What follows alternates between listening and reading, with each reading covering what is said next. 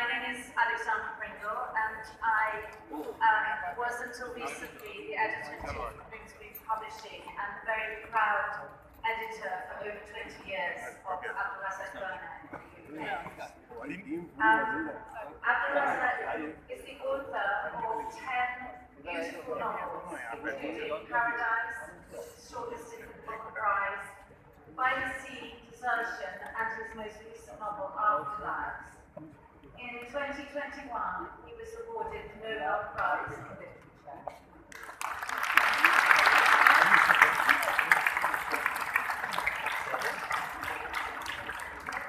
This is Abdulrazak's first visit to Pakistan, so I think this is a special occasion.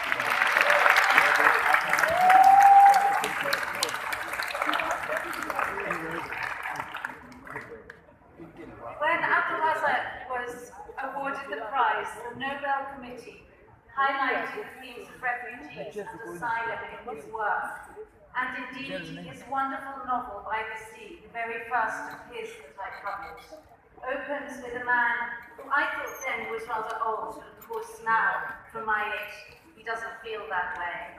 And he is at Gatwick Airport, and he can actually speak some English, but he doesn't. He says two words. He says asylum and refugee.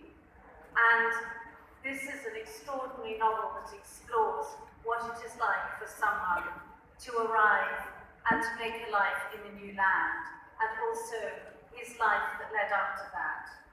But his novels are about a lot more than that, of course, and they are very much about the different agencies that blow people across the world. But there are so many reasons. They can be adventure, they can be love, they can be poverty, they can be greed. The winds of trade that blow people across the world are extremely important. And I would like to begin with Abdulrazak's first beginnings in Zanzibar, where he was born in 1948, where the winds of trade were very important. So Abdulrazak, could you describe a little of the world you were born into? Yeah, okay, well, hello everybody, nice to be here. I've got a big round of applause for being Pakistan. That's another one. Thank you for your hospitality, thank you very much. Zanzibar, yeah. Where we lived, and where my family, what is still with us, still live, is just by the docks, just by the area. It's called Malindi. And so from the house, she saw the harbour, and we also saw way out to sea. In fact, when ships were coming in, because it's only a small island, so maybe one or two ships might come in a day. It's not like a whole stream. Then the shipmaster's hooter would go, and he would go to the window and say, "Hey, there's a ship coming in, look at it." So we were that close to the sea. It also meant that there were two harbours. There's the new harbour, there's the old ancient harbour. And the old ancient harbour was for sailing ships, largely. Not pleasure sailing ships, but working sailing ships. And these were the ships that came across the ocean every year during the monsoon. I know you have your monsoons here, but that's when the winds are blowing the other direction. But the winds also, of course, blow northeasterly towards us at certain times of the year. And when they do that, then they bring all these people from Saudi Arabia, from Western India, from Somalia, sometimes from even further afield, from the Persian Gulf, etc. And every year, for hundreds, who knows how many hundreds, maybe more than that, more than hundreds, maybe thousands of years, people have been coming across the Indian Ocean at certain times of the year, basically November till about January. Then the winds change, and the currents change, and they go home. And then they come back the next year, and so on. So this interaction, or this exchange, has been going on for many years. And there we were, it was right in our yards that these people descended on us. So because that was the harbour. That's where these sailing ships from across the ocean came. And it was amazing because it felt you were in touch with a much wider world, with the great world, as it were, even though we were just a small island. That was perhaps the kind of thing that I was trying to evoke very much in By the Sea.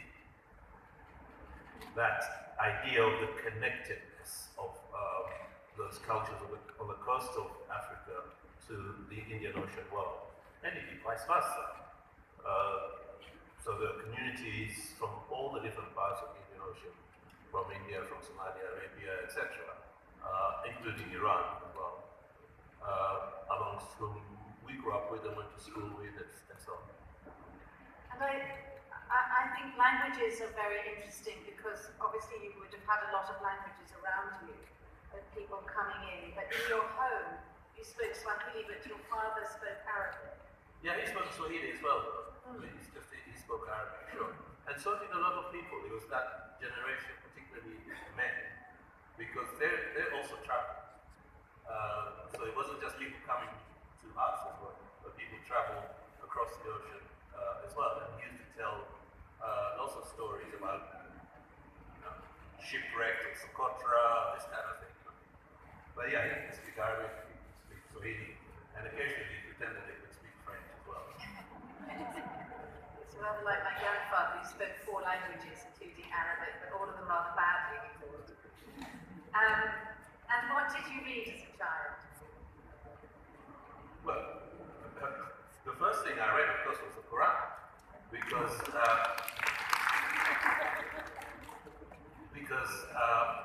as we were growing up, by that time you were basically toilet trained. You went to Quran school. So maybe at the age of 5, there you are, learning Alif Baitin.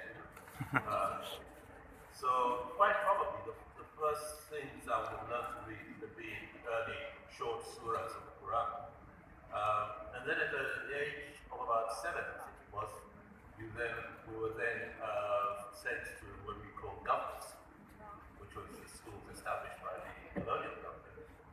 And our day would be that you go to school, government school, from 7:30 to 1 o'clock, go home, have lunch, then go to Quran school for the afternoon.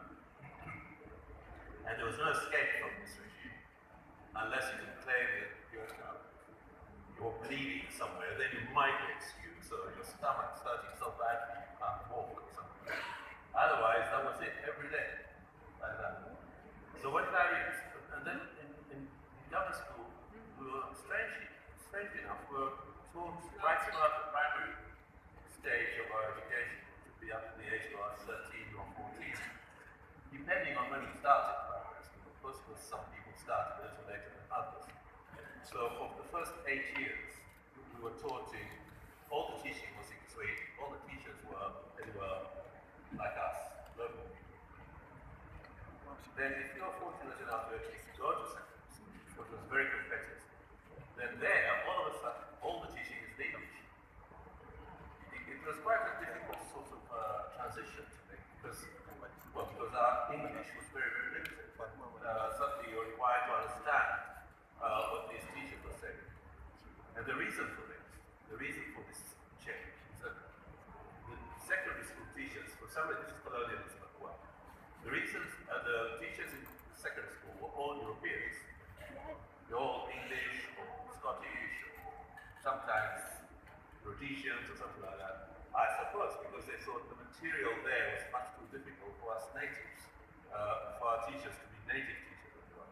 So they were taught it to you, and then suddenly you got to meet these strange looking people talking to you in a strange language. And then you have to understand, etc. So languages was a very, very rich material for us. And so you had this very settled and very happy childhood. And then in 1964, the Zanzibar Revolution happened. Can you describe how it affected your lives? Yeah, it was quite an upheaval. I was then about 13 or so. I imagine it was an even bigger upheaval for my people of my parents' generation. there was quite a lot of unpleasantness, a lot of terror, people being imprisoned, people being killed. It was the politics of decolonization in Zanzibar became seriously racialized. So the victims of this revolution were people who were identified in some way as Arabs or Indians or something like that. And it wasn't straightforward because, as I described earlier, there's been so much coming and going that it was not always easy to say people were this or that exactly. This is something that happens in many cultures, littoral cultures, or ocean, coastal cultures. It's not really unique to the coast of East Africa, but even if you go there now, you'll find that people not easy to distinguish. To say this one is an African, this one's an Arab, this one's an Indian. So there was an element of fantasy in this terror. In any case, people were terrorized, expelled, schools were shut, etc. It was, I suppose, in that sort of atmosphere of instability and uncertainty that, especially with the schools were shut, that I thought maybe it's time to go. And so you were 18 when you and your brother took the huge step and travelled to England. So the shutting of the schools was part of that decision. Yeah, that was the impulse, the desire to fulfill oneself, to do something with your skills, talents, whatever, to make a life. But because the general atmosphere was one of terror, instability, and cruelty, that too was of course part of it. But the actual impulse to say, okay, and also I was young. When you're 18, you think you do things which really, if you're older, you might consider the risks more carefully. But the character, the protagonist of your first novel, Memory of Departure, Hassan, is a teenage boy who travels, who goes out on his life in that sort of unthinking way. Did you feel associated with him when you were writing? I guess in a way, but I mean, he of course goes out because he's found he's found a job on a ship. So he goes off with some kind of ship work. He didn't do what we did, which was to break the law, to leave. But that idea of leaving as a way of liberating yourself from something intolerable, it was kind of like a final element, dimension of the novel. The real subject, I suppose, would be what is it that would have wanted to make me leave. It was that I was thinking about when I was writing that. So this was soon after going to England, and one of the, after, not soon exactly, not immediately, but a few years. Because one of the things that I found after making this sudden and rather reckless move was, it wasn't only what I found when I went to England, that is to say a degree of hostility, a degree of loneliness, or homesickness, the usual thing you would expect, particularly for a young person going to a strange country. But I also found myself thinking about what it was that I'd left behind. And I think this must also be what happens to what people think about when they relocate in this way, for whatever reason. Because what you've left behind doesn't leave you. It's not like you just go from one place to another and make a new life. The old life still goes on. And so he was trying to understand more of that, of what was left behind. And then to make the story work, it's the boy that leaves. I was familiar with that experience. And in your case, you didn't know if you were ever going to be allowed back. At the time, it seemed, and especially as time passed, and the realization really sank in that because of the way we left, which meant that you broke the law, which really meant that you couldn't go back as you were risk-free. And so gradually I found myself thinking that, okay, this wasn't what I intended, but it looks like England's going to be my home. England of the 1960s, although it's bathed in a kind of nostalgia nowadays, if people think of the Beatles and the miniskirt and colour and revolution, but it was a pretty bleak place, and it was the England of Enoch Powell and of great racism. And you arrived with, was it £400, you and your brother, and that was it. You had to just make your lives. Yeah, we didn't know what we were doing. So, yeah, we didn't have enough money. £400 is a lot of money from where we came from, but of course it's not a lot of money. And it was, as you described, it was a time of kind of unusual hostility in a way, unusual panic. You realize that I realize now, after having lived in the UK for 50 years, that it's not, actually it wasn't that unusual, because there is a constant panic, just the targets change. Who it is to panic about is somebody different. So whether it's Pakistanis, South Asians, Caribbean, whoever, it's now of course refugees, asylum seekers, and so on. But that panic seems to be constantly able to recharge itself. And this problem of kind of, it seems to be, this dilemma that England or the UK seems to find itself between offering sanctuary and xenophobia seems to have been going on for centuries. They haven't resolved it. Recently you said this, I'm just going to quote it because I think it's very interesting in looking at the motivation of you as a writer. You said, writing is a useful way of disentangling ideas and feelings, sometimes pleasurable in a dark way. Writing that misery out is actually quite pleasurable. Being a stranger, young and poor, I started writing it out, and at some point I began fictionalizing it. I didn't intend for anyone else to see it. I think that's so interesting that I think a lot of people think of themselves as a novelist, or they want to be a novelist. They have an idea of themselves as somebody who's going to be that person. But that clearly wasn't the case for you. Not to begin with. I was writing the way I think many people do, as a way of kind of working things out, understanding things, and also because there is some pleasure somehow in actually unburdening. And you don't mean for that to be seen by anybody. At least I didn't. You do it because, like confiding, like confessing, or something like that. But when you get to the point where you're fictionalizing, or you're trying to make a story out of it, then clearly it's intended for somebody else to see.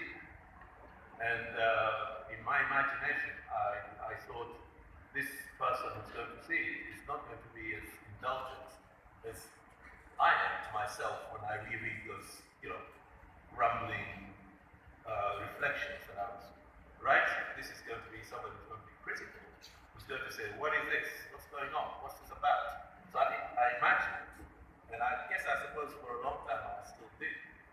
I imagined that my reader is going to be persuaded. Is not going to be saying, I want to know more, but that I have to make sure that the reader feels that way, that the reader feels, I want to know more about it. So that's the difference, I think, between writing things for yourself and writing things that you anticipate being read by somebody else, especially an editor. And another very interesting thing that you said that I wrote down in something I heard you say in Stockholm, in fact, was this. When I started writing in the late 70s and 80s, there was a new writing coming from India and Africa, looking at the processes of decolonization. It seemed to me that no one was writing about the world I came from. No one was writing about that part of the world. And so you wanted in some way also to correct that narrative. Yeah, precisely that. When people spoke about what African writing was at had certain people in mind, and most of those were not writing about, almost all of them were not writing about the world I knew. But nonetheless, it was a world I could recognize, but it wasn't about the world I knew. But there were also, in the reading of that, there were certain misrepresentations of what Africa or the world associated with that word meant. So that's the first thing.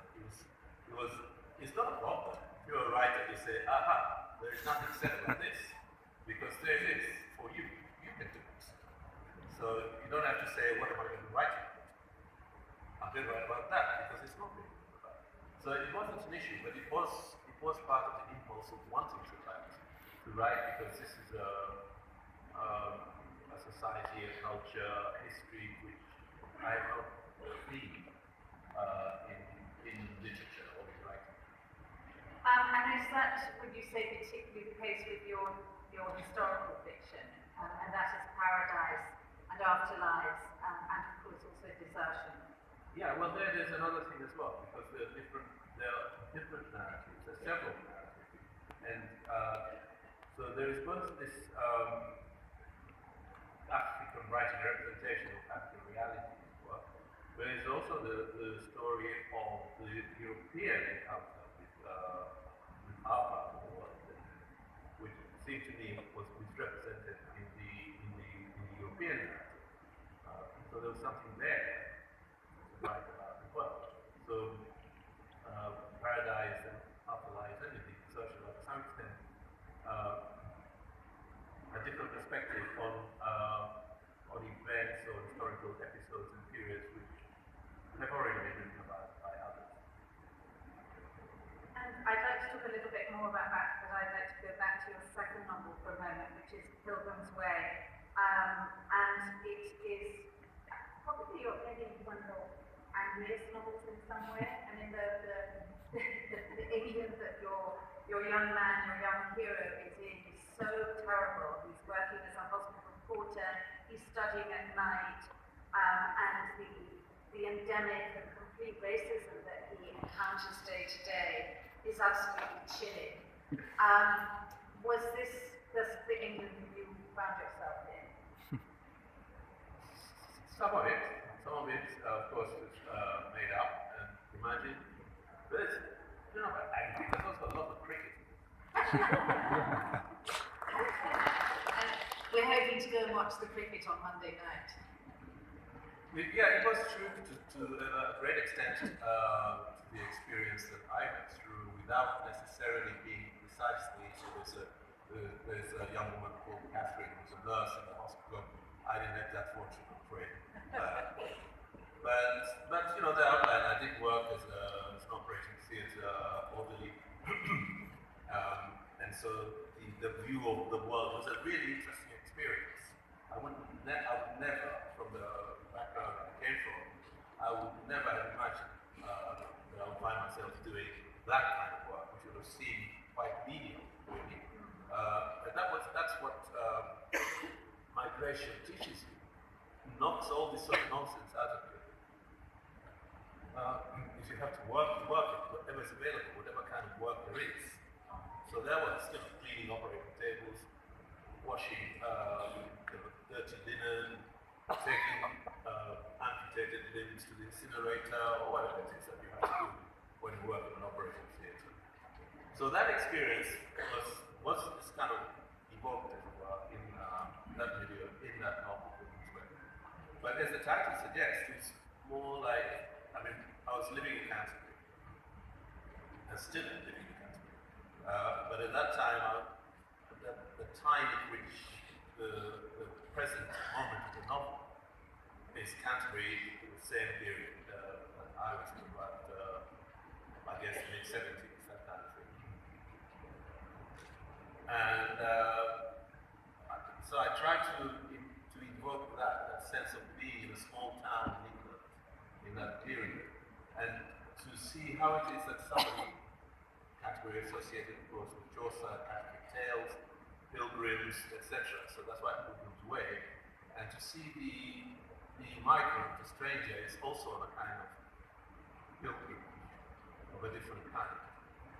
and how it is that people learn to cope. So you say angry, but I would prefer to say it was more like resilient. And so if it's anger, the anger is more of a kind of mocking type of thing. But this is how people learn to cope with insult and injury. And all the time that you were doing that kind of work, you were also studying, so the desire to be educated was clearly a powerful force for you. Yeah, I loved it. I mean, I loved school, I loved university, I loved it. And I ended up working all my life in university, so that's great.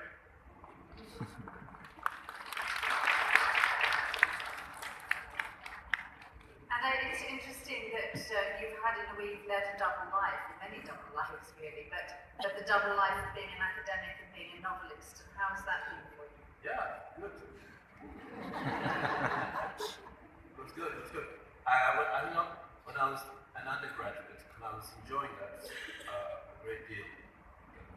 And I thought what I'd like to do is to continue studying, I'm going to go to postgraduate studies, and then head, if I can, if I'm lucky enough and able, then I would like to become an academic and teach in the university, and I would also like, alongside that, to write fiction. So, and I was fortunate enough to do both. Yeah. So, your third novel, Dottie, has a female heroine, a woman at the centre of it. Where did that choice come from? Well, it came out of admiration for the figure that I was writing about. So the original intention was actually to write about Dottie's brother. And I started to write that, and then she's a sister, begins to, she took over the book. And I became more and more interested in her. And so I thought, right, let's go with that. So we ended up with Dottie. And how easy did you find that to do? I didn't think of it as I'm writing about a woman in that way or anything like that. I became interested in this person. And it didn't seem a problem to me. I didn't have to sort of change consciousness and say, all right, now I'm writing about a woman. So I don't know if I got it right, but many women who read the book tell me that it's okay. They didn't feel there to say, a man wrote this or something. But that is what's so important about the imagination, freedom of the imagination. And it's disquieting that we live in a time when there's huge pressure for people to write out of what's called lived experience. What do you feel about that? Yeah, well, I can see that. I can see where sometimes that is something that needs to be said. There's a limit to how far you can live with another person. I would imagine that there will be situations, let's say, I could not see myself being able to write about somebody who's an Inuit, say, because I don't think that I have ever experienced the kind of daily cold that an Inuit person would have to experience. Something as simple as that. I just can't imagine how that might happen. I know that, for example, James Coetzee, when he wrote Thor, in which you have a character clearly based on the Friday figure from Robinson Crusoe, and he's had his tongue cut out so he can't speak. One of the arguments for this is to say that Coetzee did not think he could put words into the mouth, as it were, of an enslaved black person. That he couldn't do this. He didn't feel he could do it correctly. So I think there is probably a limit, and you can see this when you look at some of the 19th century fiction in which non-European people are evoked, and they speak in stilted, horrible ways, or they're given a frame of mind which is maybe even when it's intended to be sympathetic comes out wrong, it's because I imagine it's a world or a way of looking at the world that is beyond the ability of somebody of that era to enter. So I think there probably are limits. But on the other hand, a woman and a man, I'm not sure it's that kind of, I don't know, I had a mother and an aunt and 4 sisters. I think I was a bit familiar with interacting with women. And the other thing that you talk, there's a sort of recurring theme in your work is that of mixed relationships, and I think you do it fantastically well. Does that particularly interest you? Well, I was talking earlier about the narrative of the encounter between Europe and Africa in the world, and of course that's one of the things that's absent. That there were relationships between people in that way. So yeah, so the way of saying yes, there were relationships at that time, which were denied by both sides. Really, they were denied in the European narrative because they were kind of breaking the rule, as it were, but also denied because the person entering a relationship like that, in a sense, was forced out of the native or their own society. They became part of that European world, or forced into that, as if, in other words, they had become loose women, prostitutes, or whatever, even if it wasn't. So it's a way of kind of revisiting, or rather examining, a response from both sides of those relationships. And of course, the one that desertion is the one that begins that in terms of the sort of time scale, because it starts in 1899, so it's your deepest historical fiction in that sense. And we have a white man who appears from nowhere. Was that what you wanted to do in that book? Yeah, I went with 1899 because I thought this was a moment to say the turn of the century, beginning of the 20th century, but nothing's changed. So it's not as if it's going to be, suddenly everything's going to be transformed. The book I was writing the book in 2002. There'd been just this frenzy about the millennium and so on. Somehow, the end of a millennium means it's going to be the world's going to be different. But really, I was more interested in what we were just talking about a moment ago, just that notion of suppressed narratives about relationships. And so, also, 1899 was a period of complete assurance from the sort of imperial point of view.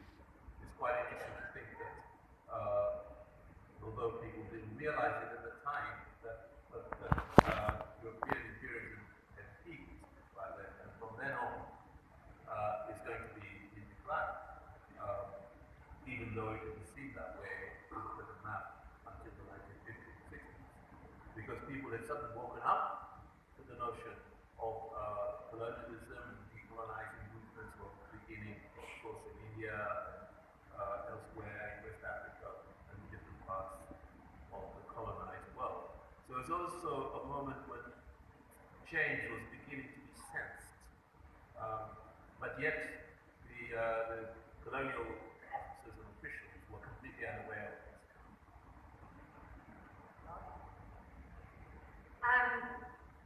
Sorry, just looking at my notes. Okay, so I'd like to go on now with the theme of your historical fiction and Paradise, which was the first historical novel that you wrote.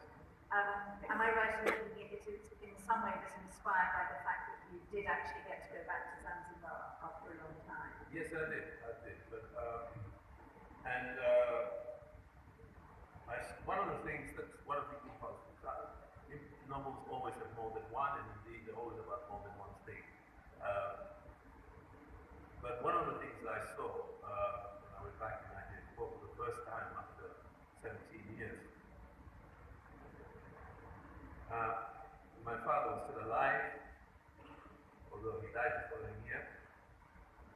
I saw him walking from the house to the mosque, which was just across the square. He didn't see me. I was in the house upstairs. Because if he had, he would have said to me, come to the mosque. But he did see me, so I was watching up there, and I could see him walking very slowly, and I thought how old he was.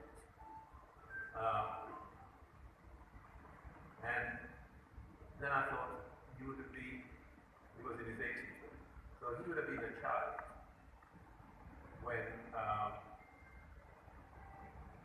European colonialism established itself on our island. We were very late, unlike you, a lot over here. We were in the 1890s or so by the time they decided it was time to bring order to our lives.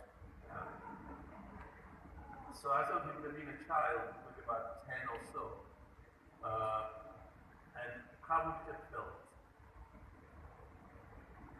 to be there, to be growing up, to be 10 years old, and your world has been taken over by strangers. So that was the first spark for having a boy who's 12, who's a central figure of consciousness of this novel, which occurs around about that time, around about the time German colonialism was beginning to establish itself in our part of the world.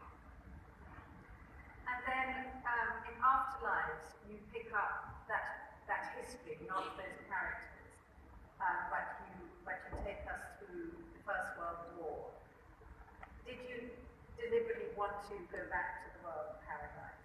Well, it's the kind of other way around, because although I said that was the spark, I didn't start writing Paradise straight away. I was working with Yachty actually at that time, or I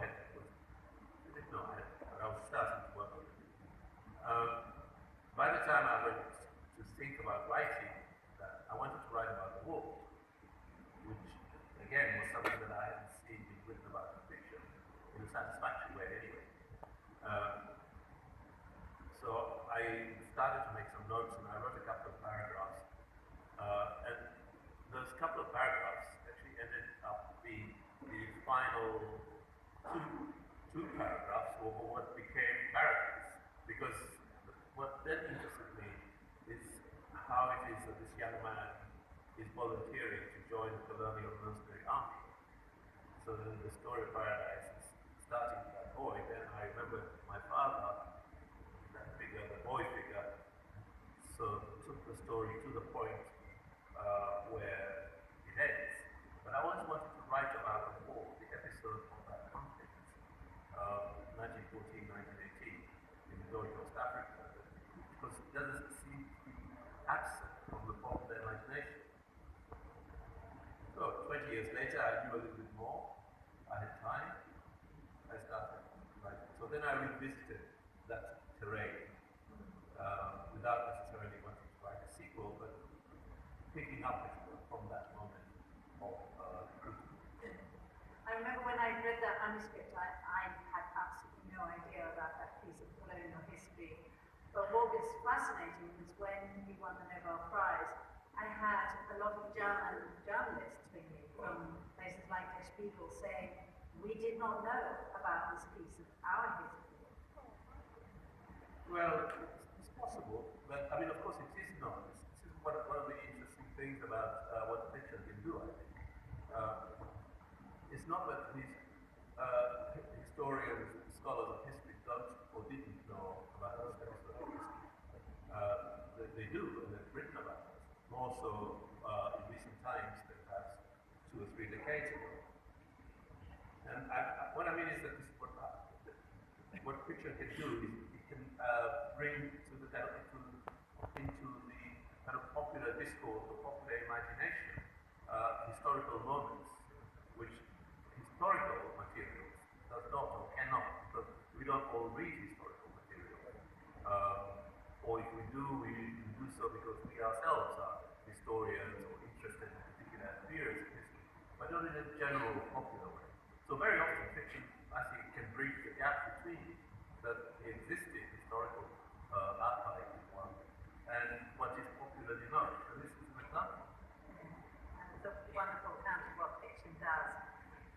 time for questions, so put your hands up and okay, I'll start with the gentleman in the front row. You've got mics?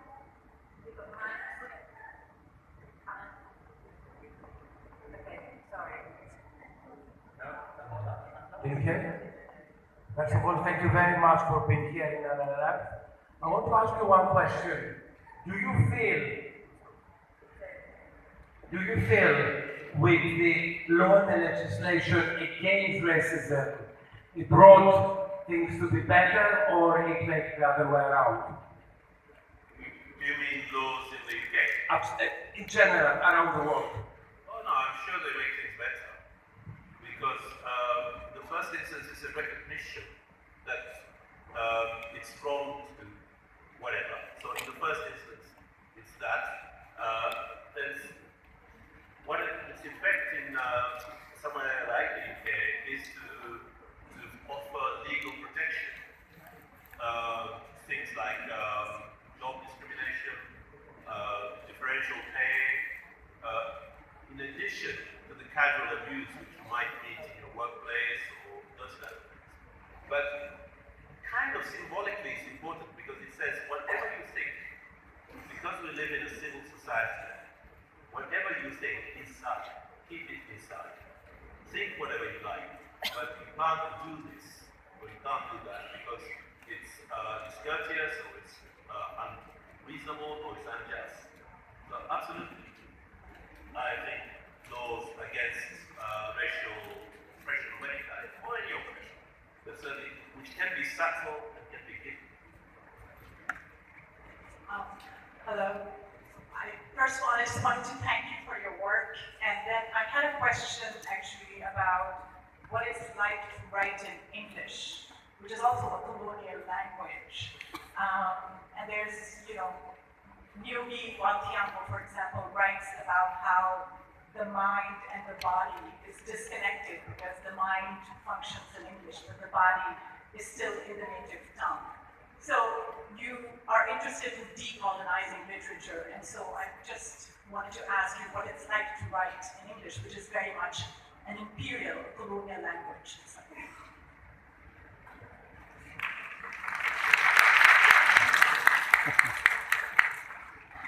I don't agree with you. I don't agree with you, and I don't agree with Guki either. However, Guki, of course, is quite entitled to his opinion. He's quite entitled to write in whatever language he wants to write, whether it's English or Kikuyu. So am I. And I choose to write in English. Or should I say that I don't think it's a matter of choice when it comes to writing. I can't say, for example, okay, I'm going to go and learn Urdu and write in Urdu. I might discover, even if I learn Urdu, that I don't have that talent. So writing is not about fluency in the language. It's about an intimate connection and something deep and profound, a relationship with a language. And that's what you have when you're writing. And that's, in a way, you might even say it's the language that chooses you.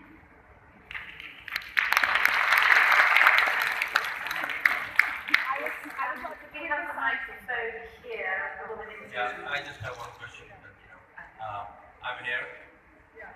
Hello. Yeah, I'm here. Yeah. The question is that you went to England in the 1960s, and which contemporary writers inspired you? Contemporaries in the 1960s? Yes. I was reading everything I could read. It was one of the great benefits of making that move, which I didn't anticipate, is that how much there was to read. So I was reading anything I could get hold of.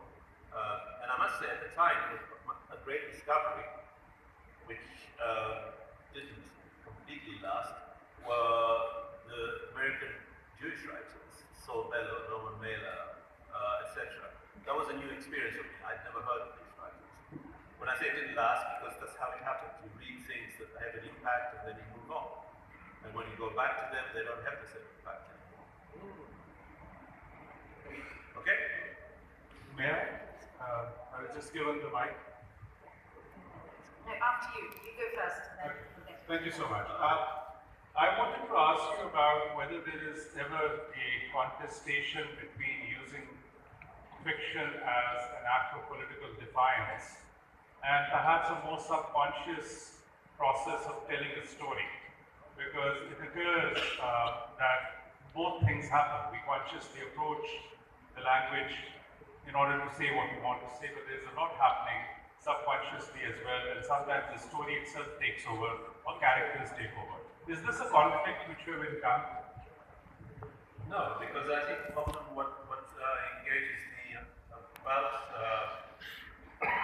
the subjects I write about is probably injustice figures very high up in concern or the things that engage me to write about. So, if you like, like the treatment of refugees, for example, in something like By the Sea, or the distortions of colonial narrative, or whatever. These are all political issues in a way, without being platform issues, without being issues that we can get up and make speeches about. Although there is space for that as well. In fiction, maybe there isn't space to do that, but there is a space to speak about these things and to show what is in fact intolerable about certain actions, certain beliefs, and so on. So I don't think it's kind of like it has to be a conscious desire to say I'm going to write a political something, but we are surrounded by issues. We just have to keep our eyes open, and we see things that we feel need to be put right. I want to ask a question.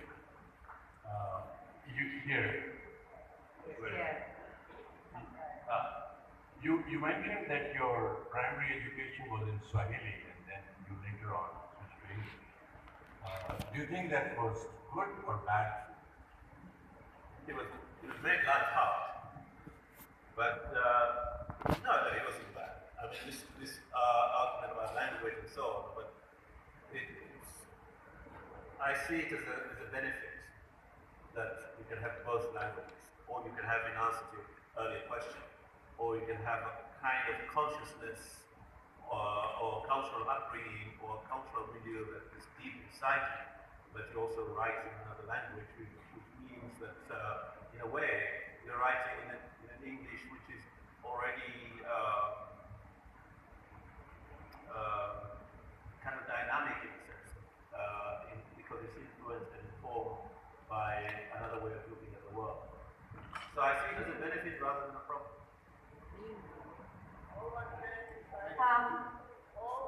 Sorry. Okay. I had a question here. Sorry. I had a question here. So you have lived your life after leaving Zanzibar in the UK, and that is also where you have had your academic career, but a lot of your writing is about the colonial experience in Zanzibar. Have you ever thought about flipping that in your own life, going back to Zanzibar and living there and seeing how things are from that perspective in the next phase or the next novel? I ask this as someone who has lived 40 years as an immigrant in New York and has just come back to Lahore, where I'm from, in that sort of a place, our career done from the other point of view where one started. Well, I look forward to seeing what you make of it.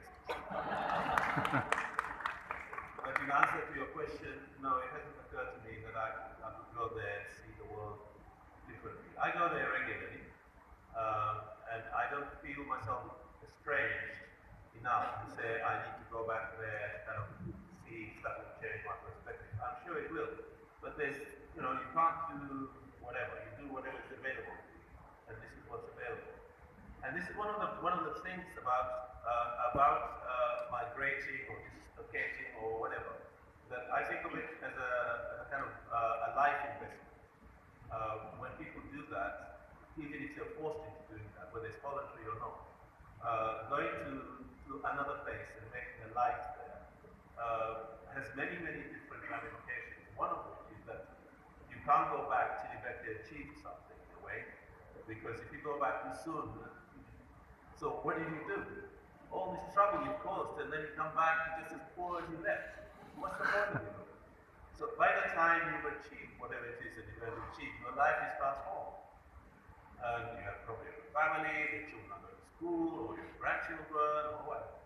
And so the idea of just saying, ah, well, I've had enough here, now I'm going back, isn't simple.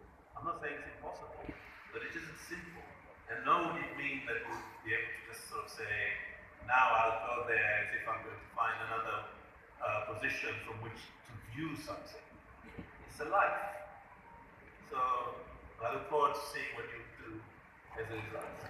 So that's our last question. I'm sorry, we have another session with the great Abdulrazak Gurnah later on also, and we have to now take him for the book signing. If I could just ask you to please make your way to the exits at the back if you want to have your book signed, and please do so in an organized way, and we'll be bringing Mr. Razak Gurnah outside. Thank you. I know. I would upload this.